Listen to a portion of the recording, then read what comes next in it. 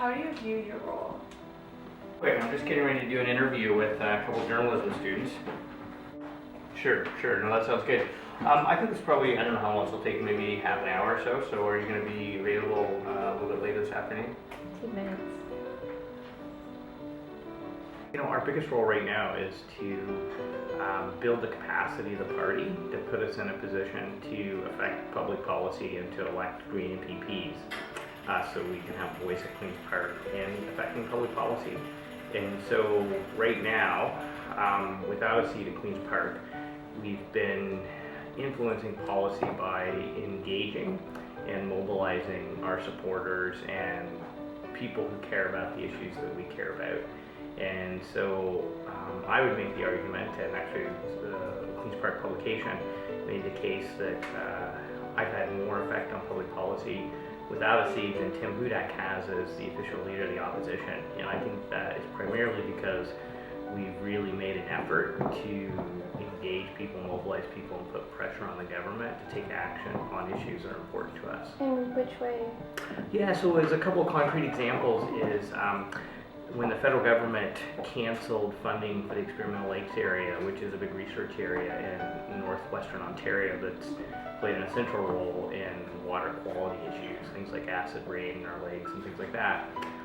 We mobilized our supporters, collected 5,000 signatures on a petition, and took that to the Premier and pressured the provincial government to step in and take over the Experimental Lakes area and save the Experimental Lakes area.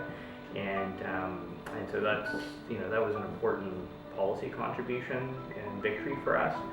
We played a really important role in working with the community to fight against the Melanchthon mega quarry north of Orangeville, which would have been the largest quarry in Canadian history.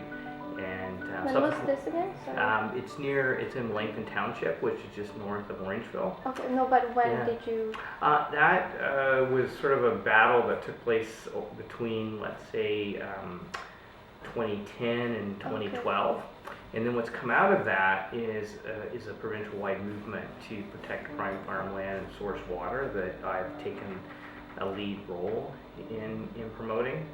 And then another example is in the 2012 budget, the provincial government put forward an omnibus budget that negatively affected a number of pieces of environmental legislation, one of which being a complete gutting of the Endangered Species Act. And we mobilized people to sign petitions and push the government to remove that from the budget bill. How many signatures do you need for?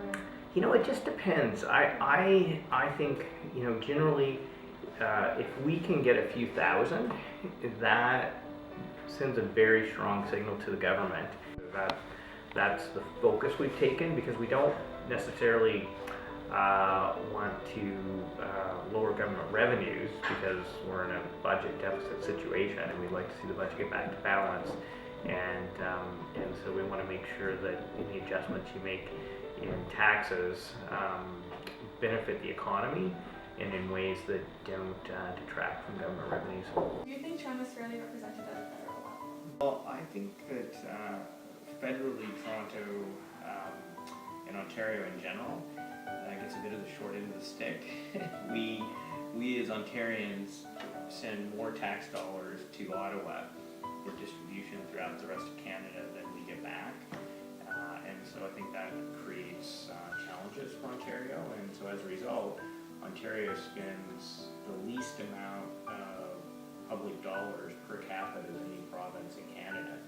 And I think some of that's a reflection of the fact that we don't get our fair share.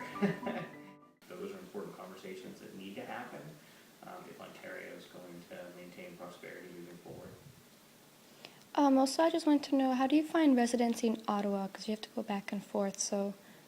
Yeah, so when I travel to places like Ottawa, generally I try to travel by train as much as possible, because I love traveling by train. Occasionally, depending on the schedule, I have to fly, or sometimes I drive. And we do have volunteers and people who assist me with driving when I need to travel, which is great. And generally, I tend to bill it with other Green Party supporters. And so I've slept in the guest rooms of many people across this province. So I've traveled around. You get your message across at least. Is there any future events that you're looking forward to? We have one a week from today that I'm very much looking forward to. So one of the issues that I've made an important issue for me is protecting prime farmland and source water. Ontario, only half of 1% of our entire land mass in the province is prime farmland. And we're hosting an event a week from today talking about how the group in Melanchthon Township, which I mentioned, how they defeated the mega quarry. And they're going to be, we're going to have a public town hall style event in Guelph where we're involved in a battle against a quarry there that threatens 25% of Guelph's drinking water. So I'm very much looking forward to that event because I think it's an opportunity to educate the public on how important it is to protect prime farmland and source water. I mean, if we can't eat and drink, then almost nothing else matters, right? And so there are significant threats, particularly to farmland, that need to be addressed. And I was pleased that the Guelph Mercury actually had a big feature article on the loss of farmland in Ontario that came out today, so the timing was good. When did you realize that you wanted to dedicate yourself to promoting environment? Yeah, sure. Yeah.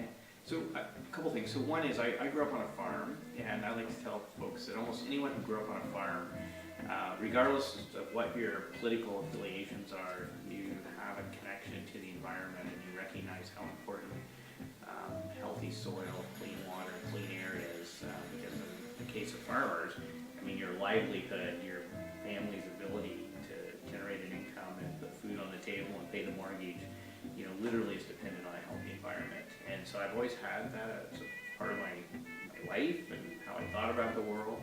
And also growing up on a farm, believe it or not, you sort of people tend to hunt and fish and just spend a lot of time in the outdoors. And, you know, you almost have an affiliation or an affinity for how important it is to protect the places we love.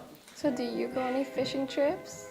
I do. I still go fishing. And even though I know some environmentalists would say that's not an appropriate thing to do, for me, I don't even really necessarily care about catching fish. I just like to be standing in nature and, you know, paddling my canoe or standing in a river or what have you, and just enjoying that particular moment in time.